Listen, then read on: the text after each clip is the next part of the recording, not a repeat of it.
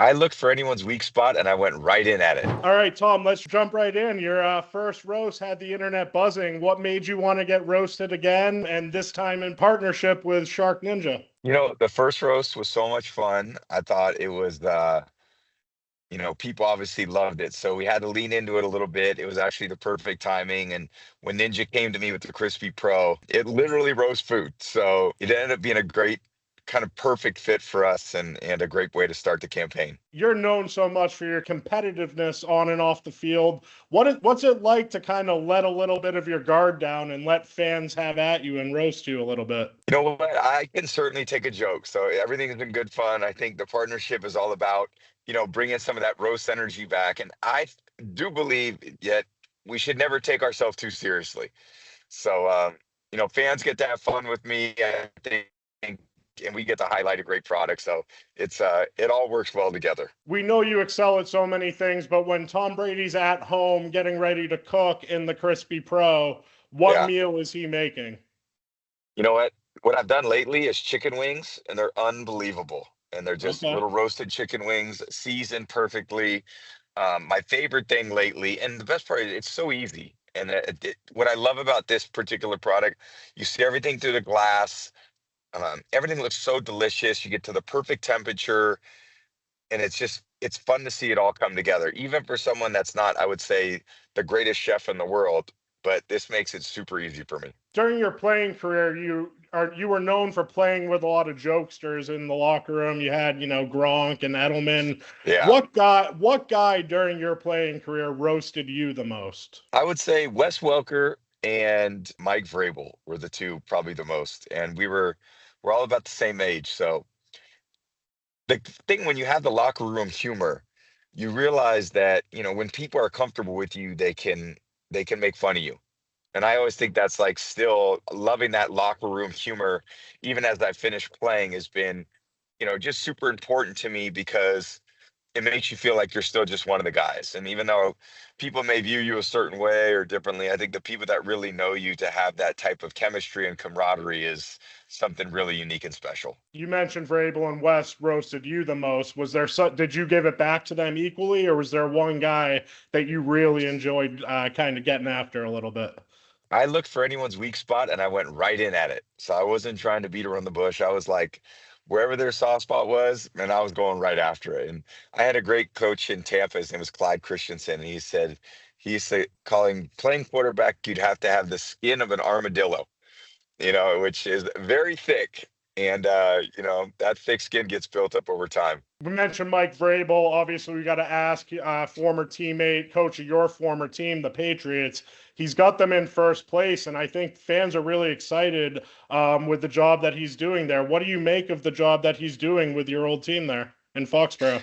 Yeah, he's done a great job. I think that whole organization is, they know how to win. And, Mr. Kraft always leading the way. And obviously bringing back Mike this year has been super important for their success. Josh McDaniels, I just can't think highly enough of a coach and, being just a great friend of mine. I know how prepared he is every week. And, Drake May's playing great football and the defense I knew would be good. They invested a lot of money. So they're doing a great job.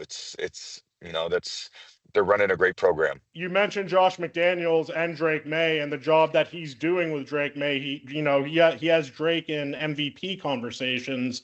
What do you see of Drake May on the field? Is there anything you see in his play that kind of reminds him of you? Well, I think he's obviously very smart and detailed. And, I always appreciate the quarterbacks in the NFL that read coverages, throw to the open guy, play on time, play on rhythm in the pass game. And Josh is so good at instructing him in that way. And he's really doing it. And he's just taking the coaching. He's learning every week. He seems to be getting better. There's one guy I want to ask you about, Arch Manning. Related to one of your two of your former rivals. He was under so much pressure at Texas. When you look at the pressure that he faced, does it ever give you any reservations or insight on how you deal with your own children if they're going to pursue a football career or even just playing recreationally?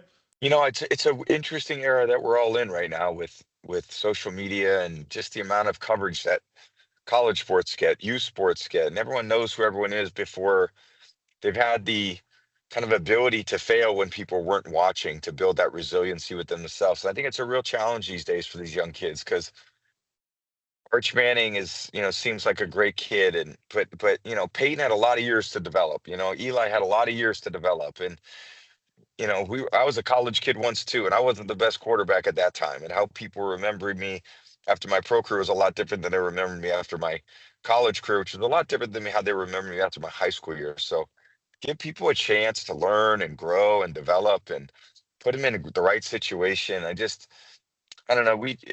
It's just a very interesting media environment with the negativity associated with people. And I'd love to see some of these young players not have their confidence broken, because, they're not their uncle, or they're not their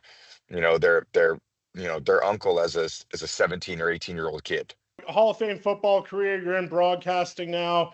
You're good at so many things. What's one thing that maybe people don't realize that you're really bad at, that's frustrating Oh, to you, that dancing. you wish you were better at?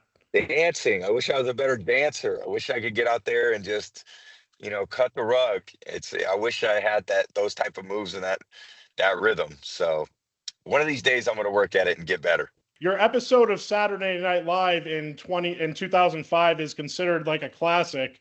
Have you ever thought about maybe getting back on the show? Have you been watching it lately? It's a great show. I was talking today with a friend, and I just left shooting something, and we were talking about how it's so cool at Saturday Night Live, just how they work the scripts in and how they change them in the last minute, and everyone's focused on reading the cards and live, and being in television now for Fox. I love feeling like there's such an urgency to get it right the first time. And I appreciate people who put themselves in that arena and are okay with messing up and realizing, what, that's what we do. We mess up, and we try to learn from the mistakes and get better. And it's such a great show. But no, I have no desire to do it again. Let me say that. If you were walking into a kitchen instead of a stadium, what song is playing? Oh, into a kitchen. Oh man. I've been to Calvin Harris a lot lately. So um I like it. I would say Feel So Close by Calvin Harris. And I'm All talking about right. my chicken wings right there. All right. Tom Brady, he's going to have the internet buzzing with his second roast with Shark Ninja. Thanks so much for your time, man. Thanks, brother. Appreciate it. Great to see you. You too.